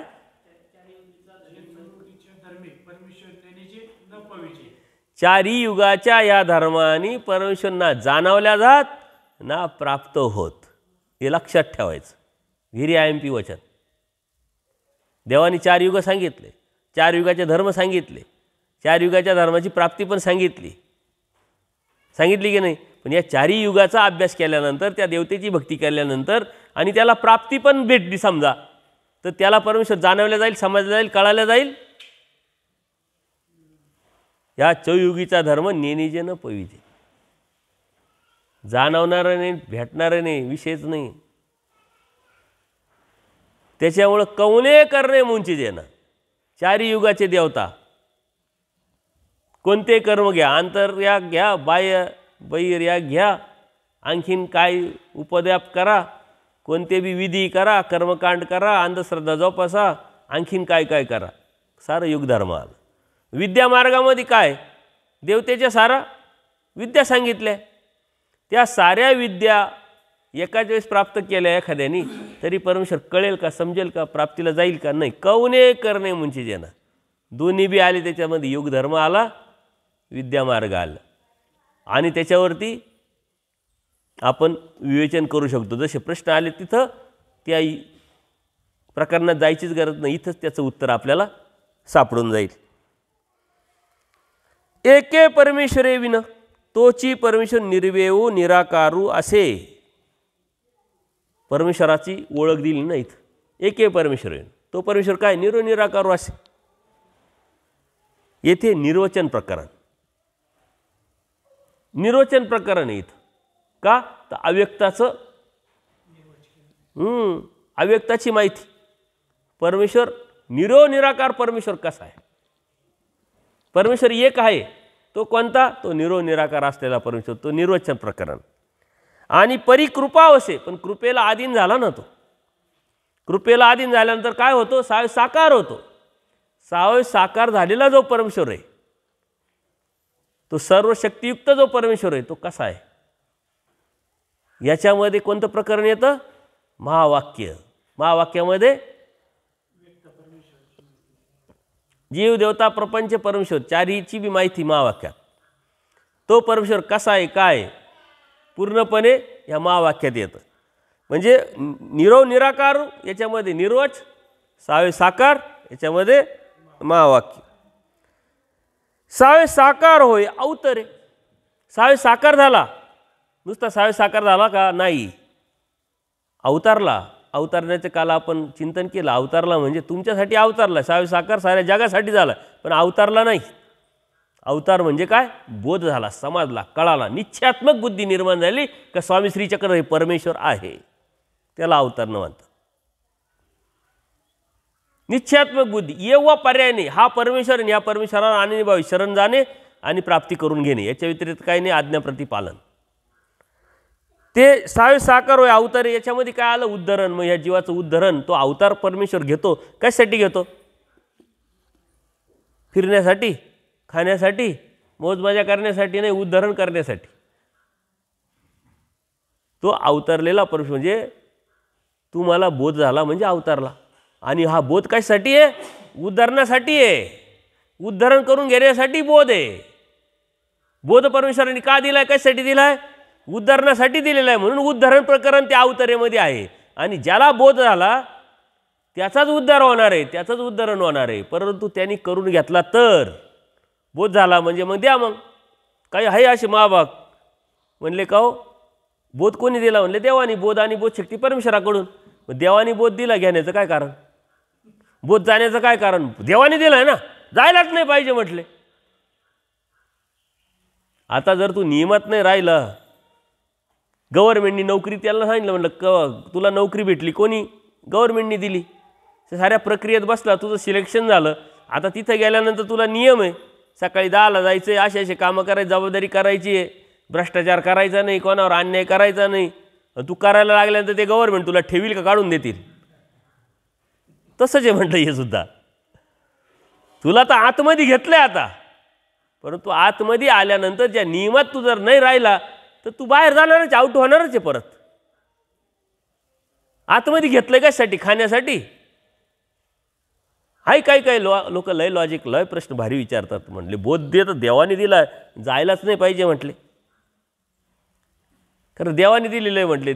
आणि प्रमाण पण देतात परमेश्वराचं, ते नित्य अखंड परमेश्वराचं नित्य असतं ना. मग परमेश्वराकडून दिलं ते नित्य कुठे म्हटलं?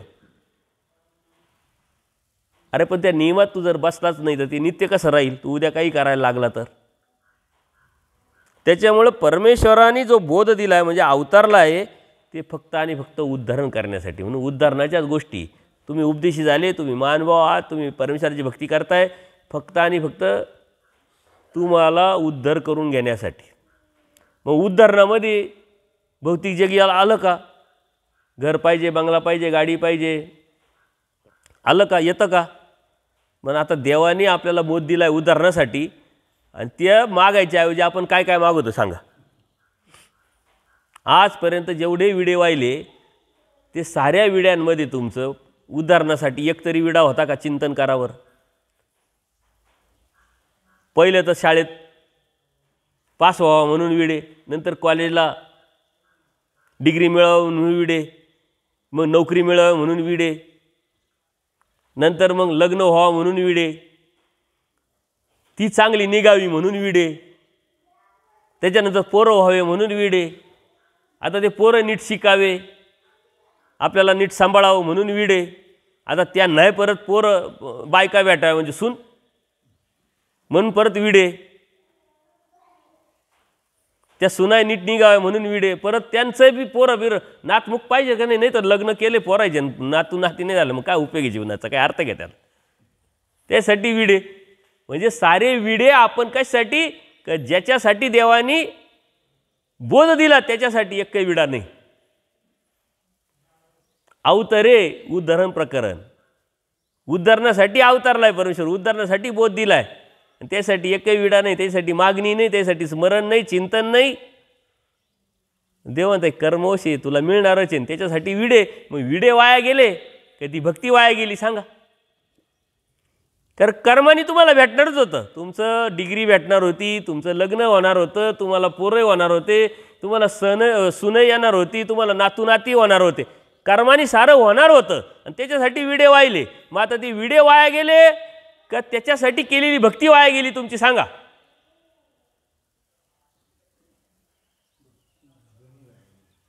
दोन्ही वाया गेले ना, भक्ती वाया गेली आणि विडे काय फुकट भेटले का तुम्हाला, पैसे नाही. वाया न जाण्यासाठी काय करावं लागेल, तोची व्हावा तोची भेटावा, माझ्या अनुसरणाचे अडथळे दूर व्हावेत, माझं अनुसरण घडावं, त्यासाठी विडा व्हावं लागेल का नाही. उद्धारणासाठी विडा व्हा, आणि ज्याच्यासाठी परमेश्वराने तुम्हाला बोध दिला अवतारला त्याच्यासाठी विडा व्हायला तर देव स्वीकारतो, अन्यथा अज्ञानाशी माया संबंध.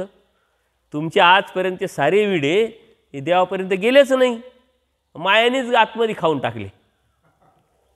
ते म्हटले याला कर्माने भेटणारच, या येडं ये विडे वाहत आहे, मग आता काय करायचं, घेऊन खाऊन टाका. पूर्वी तरी विडे ठेवल्यानंतर प्रसाद तरी भेटायचे, आता प्रसाद देतीने मागावं लागत आहे प्रसाद, तर प्रसाद सुद्धा नाही होतो, जातो कुठं. बघा विचार करण्यासारखी गोष्ट. त्या मायेला त्रिकाळ ज्ञान आहे, त्या मायेला अज्ञान आहे का, त्या मायेला माहिती आहे हा गेला विडा व्हायला, पुटपुटला मनातलं की देवा माझ्या आशा आशा याच्यासाठी असा असा विडा वा. ती माया हसत असेल, म्हणशील याच्या कुंडलीमध्ये येतं दिसतंय अगोदरच, याच्यासाठी हा विडा वाहतो, येडा भेटला कशाला, देव तुला दिला कशाला, आलाय कशाला तू. उद्धारणासाठी बोध आहे, उद्धारणासाठी अवतार नाही. आणि त्याच्यावर जर बोलायचं नाही, त्याच्यावर जर शिकायचं नाही, त्याच्यावर जर समजून घ्यायचं नाही, त्याच्यासाठी विडे नाही, त्याच्यासाठी भक्ती नाही, त्याच्यासाठी क्रिया नाही तुमची, तर वाया गेली. तुमच्या क्रिया कशासाठी आहे, अन्नदानाच्या क्रिया कशासाठी केल्या आजपर्यंत तुम्ही, नवस केले म्हणून क्रिया केल्या. ओळखीचे बाबा, कधीतरी जावं लागतं, मार्गात राहावं लागतं, मग आपण द्यायला पाहिजे. किंवा मग हा नवस तो नवस, त्याच्यासाठी क्रिया, मग क्रिया वाया गेल्या, वेळ वाया गेला, भक्ती वाया गेली. उद्धारणासाठी सर्व असलं पाहिजे, तोची व्हावा तोची भेटावा म्हणून. आणि ती जर स्वीकारात पडली, कधी स्वीकारात पडेल ती, उद्धारणासाठी असेल तर, परमेश्वराच्या प्राप्तीसाठी असेल तर, म्हणजे काय अहेतुक अदृष्टपर असेल तर. परमेश्वराच्या प्राप्तीसाठी म्हणजे अहेतुक अदृष्ट, कारण परमेश्वर पलीकडे आहे ना, तो पलीकडच्या प्राप्तीसाठी म्हणजे अहेतुक अदृष्टपर. त्यावेळेस केलेली क्रिया, त्यावेळेस केलेलं स्मरण चिंतन जे बी आहे ते परमेश्वराच्या स्वीकारात पडतं. स्वीकारात पडल्यानंतर तुमच्यात बदल होतो आणि तो बदल परमेश्वरापर्यंत आपल्याला घेऊन जातो. बदल बदल बदल परमेश्वराला अपेक्षा, पण आपल्याला बदल करता येत नाही. का करता येत नाही, तर आपला हेतूतच बदल झाला नाही अजून. पहिले हेतूत बदल करा, भक्तीच्या हेतूत, क्रियेच्या हेतूत, मग परमेश्वराकडून बदल होईल. हे लक्षात घ्यायचं. उद्धारणासाठी हे सारं आणि उद्धारणा व्यतिरिक्त आपलं सारं मॅचच होत नाही. साजत्य झालं का, वैजत्य झालं. देवानी सांगितलंय कशासाठी, केलंय कशासाठी, दिलंय कशासाठी, त्याच्या उलटं आपलं चाललंय. भेटेल का देव, नाही भेटू शकत. म्हणून हे यात सारं शास्त्र का सामावलेलं आहे हे आपल्या लक्षात घेण्यासारखं. उद्धरण साकार झाला आहे, तो अवतारला आहे, त्याच्यात परमेश्वराने उद्धरण सांगितलं आहे. आपले सन्निधान दे ते दास्य मोचक. याच्यामध्ये काय दिलं, आपले सन्निधान दे ते दास्य मोचक. अस्तिपरी विकार विकल्प शून्य, स्वभाव मात्रा निरावलंबी देवतास म्हणे जो जन्मशेपी त्याशी परमेश्वर पुनरूपी आपला संबंध देते. अस्तिपरी आपले सन्निधान देतो. कोणाला सन्निधान देतो आता? नाही. कोणाला सन्निधान देतो? कालच बघितलं कोणाला सन्निधान देतो. याच्यात जर आस्तिपरी येतो, जो आस्तिपरीचा पुरुष आहे, जो आस्तिपरीवर आहे, त्याला सन्निधान देतो ना. त्याला सन्निधान देतो. जो आचारावर आहे त्याला सन्निधान देतो. आणि अशा सन्निधानातल्या जीवानी केलेलं दास्य ते मुक्तीला जाणार आहे. आपण सन्निधानातच नाही, चालले दास्य करायला आणि मुक्तीचे सोहळे करायला. सन्निधानातल्या जीवाला कालच आपण बघितलं ना, ते दास्यमोचक. कोणाचं दास्यमोचक? सन्निधानातल्या जीवाचं दास्य. इथं देवाने स्पष्ट केलं की नाही? आस्तिपरी ते दास्यमोचक. आपले सन्निधान दे. सन्निधान कोणाला? जो आचारावर, जो त्यागावर आहे, जो धर्मावर आहे, त्याला सन्निधान. आणि या सन्निधानात आलेल्या जीवांनी केलेलं दास्य ते मुक्तीला नेणार आहे. कोणतंही दास्य मुक्तीला नाही घेऊन जात. आपल्याला दास्यमोचक दास्यमोचक दास्यमोचक दास्यमोचक चालले चालले चालले. जो तो पळू राहिला, नुसते प्रत्येक स्पर्धेत उतरतोय. यांनी पुरवठा का लगेच दुसरा पुरवठा, याची पोथी का लगेच दुसऱ्याची पोथी. दास्य. इकडे 4 गाड्या येतात त्या आश्रमाच्या, लगेच इकडं कानुसा, इकडे 4, आपल्याकडे 6 गाड्या आल्या पाहिजे. Full marketing. दास्यमोचक. जे करायला सांगितलं ते करायचं नाही, इकडे तिकडे बॉम्बट्या मारायचं. जमल काय?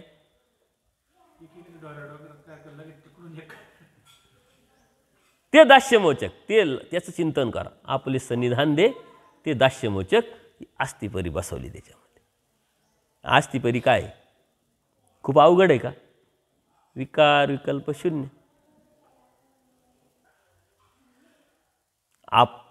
विकाराचा धर्म इंद्रिय, इंद्रियाचा धर्म विकार, हे दोन्ही साजात्य. आणि इंद्रिय देहाचे, आणि देह तर अर्पण केला देवाला. विकाराचा काय संबंध? पण अर्पण नाही केला, ॲक्टिंग केली फक्त. देह आहे आपलाच आहे, कारण खायला लागत आपल्याला, आवड निवड आपल्याला आहे की नाही. जर देह आपला राहिलाच नाही, आपली आवड निवड राहील का? खायला आपल्याला लागल का? पण आपण दिला नाही. फक्त आपण संकल्प सोडला, आपण दिला नाही. काही राहतात लोक, बाबा आता सध्या संकल्प सोडून घ्या आणि मग पाहू. माझ्याकडे साधू, अहो ते असे माणसं, त्यांनी संकल्प लई वेळा सोडला ना, वस्तू तर नाही पाठवल्या अजून. मानभावानं काय वाटतं, मानभावाच हुशार आहे का? नामधारक वाच नाही का हुशार? एक अशी व्यक्ती आहे, तो म्हणतो मी नाही म्हणतच नाही. कोणी साधू आले, मला फॅन पाहिजे असं म्हणून घ्या, 4 फॅनचा संकल्प. मग पाठवायचं काय कारणच नाही. त्यांनी फोन केले का, जमत नाही, पाहत नाही, हेत नाही, तेत नाही. त्यांच्या लक्षात येतं म्हणे 2-4 वेळा ते बंद. म्हटलं किती आतापर्यंत लय संकल्प सोडले म्हणे मी. तसे आपले, आपण फक्त त्यागाची ॲक्टिंग केली. तन मन धन परमेश्वराशी अर्पावे. तनही आपलं, मनही आपलं, धनही आपलंच. ते श्रीकृष्ण महाराज आणि रुक्मिणी माता बसलेले होते. एक आला भक्त, ते काहीतरी आहे ना, गरुडावर बसून पटकन झडकरी यावं, अन्यथा मग आम्ही हे करू ते करू. रुक्मिणी माता घाबरून गेली. जाऊ आऊ पळा पळा. म्हणे काय झालं? म्हणे तू आता तो काय कपाळावर फोडून मरून जाईल म्हणे. हा, शांतता राहा, टेन्शन घेऊ नका. हा गेली 25 वर्षापासून हे दररोज म्हणतोय म्हणे, याचं पाठ झालंय. देव म्हणता एक फक्त बोलतो, एक तसा राहतो. परमेश्वराला सारं जग आवडतंय, कारण जग परमेश्वराने निर्माण केलंय. परंतु परमेश्वराला कोण आवडतो? त्याला परमेश्वर दिसतो, त्याला परमेश्वर कळतो, त्याला परमेश्वर जाणवतो आणि त्याचाच उद्धार होतो. परमेश्वर आवडला पाहिजे. आपल्याला परमेश्वर आवडत नाही. आपलं सारं जग आवडतं, देवाकडून सारं आवडतं आपल्याला. परमेश्वर आवडला पाहिजे. सकळही संपत्ती या संपत्ती जीवाची फक्त परमेश्वर संपत्ती याची जाणीव ज्याला झालेली आहे, त्याला परमेश्वर दिसतो, कळतो, समजतो, जाणवतो. त्याला परमेश्वर भेटतो. सकळही संपत्ती संपत्ती आणि परमेश्वर क्रियेपुरतं संपत्ती असं म्हणणाऱ्याला देव कळत नाही, समजत नाही. पूर्वी प्रकरणात सारं प्रकरण सांभाळलेलं आहे. या अनुषंगाने आपण बघितलं तत्त्वज्ञान खूप मोठं आहे. आपले सन्निधान देते दास्य मोचके आस्तीपरी, अशी एकूण 9 प्रकरणे आस्तीपरी पाठ आणि अर्थवचनासहित आचारस्थळ त्याचा जो स्पष्टीकरण आहे त्याचा आचार मालिकेमध्ये आला. 8 प्रकरणे पाठ वचनासहित विचारस्थळ, दृष्टांत थर हे 12वे प्रकरण, आचार्याचे आचारी विचारीचे विचारी, असे 12 प्रकरणं पूर्वीमध्ये येतात. आणि हे पूर्वी प्रकरण समजावण्यासाठी देवानी अनेक दृष्टांत सांगितलेले. सुरीचा दृष्टांत आहे, हत्तीचा दृष्टांत आहे. आणि हे सांगत असताना ह्या जीवावरती जी प्रक्रिया करून परमेश्वर कशी नेतात, खारल्या कपड्याचा दृष्टांत देवानी ह्याच पूर्वी प्रकरणामध्ये सांगितलं. माईंबाटाला खूप जास्त सांगायची गरजच पडली नाही. म्हणजे तपीला ओळखलं आणि लगेच तयारी केली. वर्षानंतर जाऊ, 6 महिन्यानंतर जाऊ, 8 दिवसानंतर जाऊ. घरी जाऊन मिरकून घरी नको, जातानाच काय झालं तर म्हटले हातपाय धुऊ. कारण गेले कशासाठी होते? दिशेसाठी गेले होते. हातपाय धुवा लागेल का नाही? त्यांच्या मनात विकल्पसुद्धा आला नाही का हातपाय नाही धुतले काय स्वच्छ, असं थोडी आहे. मन अस्वच्छ, मन स्वच्छ, शरीर स्वच्छ अस्वच्छ काही राहत नाही. किती साबणं लावले तरी दुसऱ्या दिवशी परत आहेच. लगेच उठले, निघाले. का? तर त्यांना हे प्रकरण कळालं होतं, समजलं होतं. आपण का उठत नाही, का निघत नाही, आपल्याला हे समजत नाही, कळत नाही. आपण शब्दाशा समजून घेतो. याच्यात हे घुसलं, त्याच्यात ते घुसलं, त्याच्यात ते, त्याच्यात ते. त्याच्यामुळं आपल्या लक्षात येत नाही. म्हणून पूर्वी प्रकरण सर्व शास्त्र त्याच्यामध्ये सामावलेलं आहे.